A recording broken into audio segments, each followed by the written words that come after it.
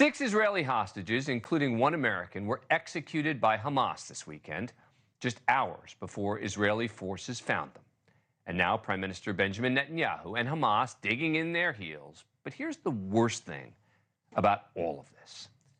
There is now a real possibility, even a likelihood, that few, if any, of the remaining 101 remaining hostages still being held alive in Gaza, and we don't know how many of them are alive, will be rescued or released. And yet this is avoidable. But it requires a new outlook from the Israeli government, something Prime Minister Netanyahu personally has no incentive to do.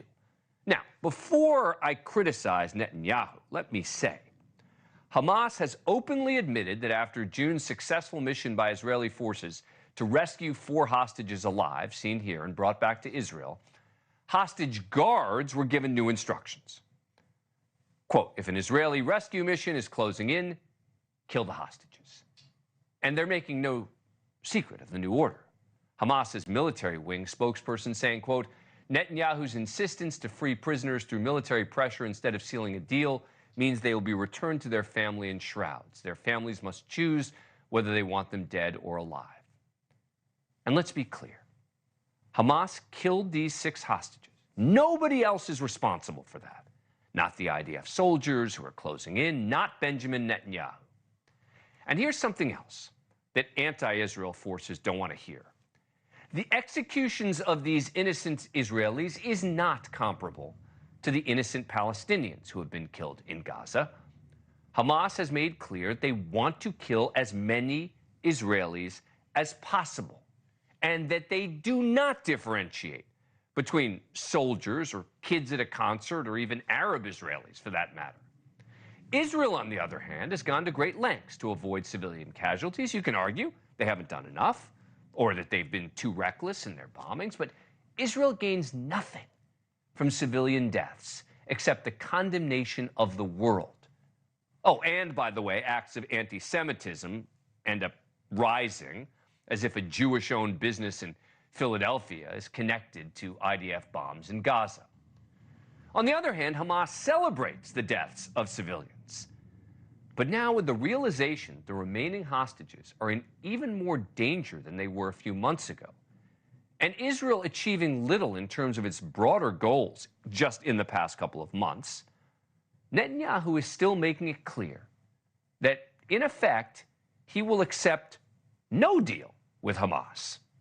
We define the end of the war in Gaza.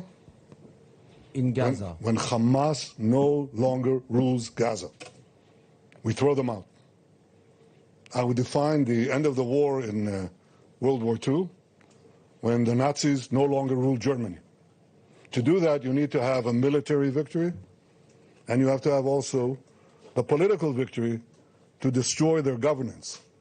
We're out to destroy the military capabilities of Hamas and the governing capabilities of Hamas, and we're well on our way to achieving both. That is total victory.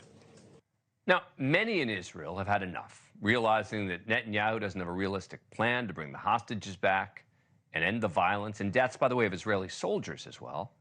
Massive protests throughout Israel. And this includes Israel's largest trade union, now implementing a workers' strike aiming to shut down major sectors of Israel's economy in fields like banking, healthcare, transportation. Many hostage families now turning up the heat on Netanyahu. This is the father of American-Israeli hostage Sagi Deklahen, who is still being held by Hamas. Well, the situation exists because Hamas on October 7th invaded Israel and has refused since October 7th to return all of the hostages. Now, that being said, given that we're dealing with Satan, I mean, that's sort of the launching point for any discussion. Israelis at large, and myself included, have been extremely critical of the Israeli government for not negotiating in good faith now for many, many months. And that's the question, right? Negotiating in good faith. Up to this point, there have been 2 broad goals. 1, find and kill those responsible for October 7th. And 2, rescue the hostages. Israel has accomplished certain limited goals in Gaza and failed in others. But most importantly, the government's approach with both of these goals hasn't changed almost at all in these close to 11 months. Look, the reality is Israel's had more success in getting bad guys than in rescuing the good ones. 8 Israeli hostages have been successfully rescued alive, and 3 Israelis were killed by friendly fire in December while attempting to be rescued. And here's what's most important now. Moving forward, it increasingly seems that neither of these two goals, eliminating what remains of Hamas and rescuing the remaining hostages, is going to be accomplished with the continuing assault on Gaza as is. Why? Because the leaders behind the terror attack are almost all out of Gaza, with a handful dead. And it's clear that Hamas is going to great lengths to avoid another successful hostage rescue. And yet, rather than accepting this reality, even recognizing it, Netanyahu seems to be doubling down on the same approach he has taken for 11 months. After this, we're asked to show seriousness? We're asked to make concessions? What message does this send Hamas? It says, kill more hostages, murder more hostages, you'll get more concessions. The pressure internationally must be directed at these killers, at Hamas, not at Israel. I'm just not sure what you can do to get Hamas to act, right? And again, that doesn't mean, and therefore Israel should make the compromises. The bottom line is this administration is now telling us that they don't think he's doing enough. That's a change in the position that they had taken 6 months ago. But the translation of what he's saying is that there'll be no deal, no matter what the terms. Most importantly, it's fair to question whether Netanyahu wants a peace deal that would return the hostages. After all, if a deal is reached and the war ends, Netanyahu would almost certainly be voted out of power in a subsequent election. Okay.